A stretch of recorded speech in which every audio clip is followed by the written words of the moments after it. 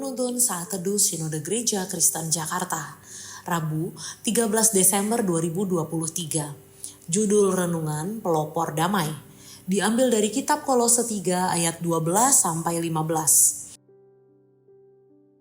Karena itu, sebagai orang-orang pilihan Allah yang dikuduskan dan dikasihinya, kenakanlah belas kasihan, kemurahan, kerendahan hati, kelemah lembutan, dan kesabaran. Sabarlah kamu seorang terhadap yang lain, dan ampunilah seorang akan yang lain, apabila yang seorang menaruh dendam terhadap yang lain, sama seperti Tuhan telah mengampuni kamu. Kamu perbuat jugalah demikian. Dan di atas semuanya itu, kenakanlah kasih sebagai pengikat yang mempersatukan dan menyempurnakan. Hendaklah damai sejahtera Kristus memerintah dalam hatimu. Karena untuk itulah, kamu telah dipanggil menjadi satu tubuh dan bersyukurlah. Ada sebuah tradisi unik yang diterapkan kepada setiap pengurus OSIS di salah satu sekolah, yaitu mereka diberikan sebuah PIN yang harus mereka pakai setiap hari. PIN itu bukan hanya untuk menunjukkan identitas mereka, tetapi sebagai pengingat status khusus mereka. Status khusus itu adalah sebuah kehormatan dan juga tanggung jawab. Mereka harus menjadi panutan dan pelopor kedisiplinan, serta kepatuhan kepada aturan sekolah.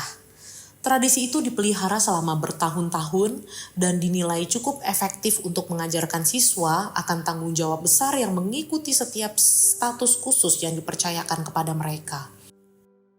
Status sebagai umat pilihan Allah juga sebenarnya adalah status khusus. Itu adalah sebuah kehormatan dan juga tanggung jawab. Setiap orang yang menyandang status umat pilihan Allah bertanggung jawab menjadi pelopor damai sejahtera Allah dalam dunia. Kita adalah anak-anak Allah. Kita adalah representasi Allah di dalam dunia yang gelap karena dosa. Itulah mengapa dalam nas hari ini Rasul Paulus menegaskan agar setiap kita mengenakan belas kasihan, kemurahan, kerendahan hati, kelemah lembutan, dan kesabaran.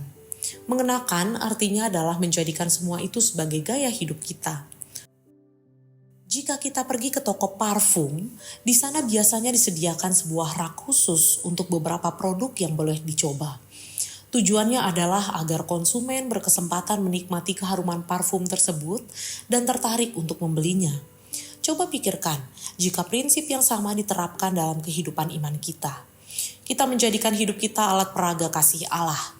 Setiap kita menjadi pelopor belas kasihan, kita mudah mengampuni orang lain yang membenci kita membuang segala dendam dan tetap mengasihi orang yang menyakiti kita.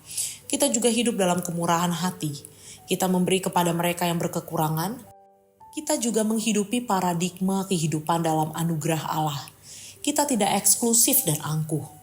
Sebaliknya, kita bersikap lemah lembut dan selalu berbesar hati kepada kelemahan dan kesalahan orang lain.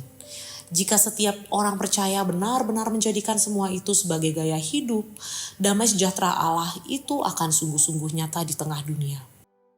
Panggilan untuk menjadi pelopor damai melekat pada identitas kita sebagai anak-anak Allah.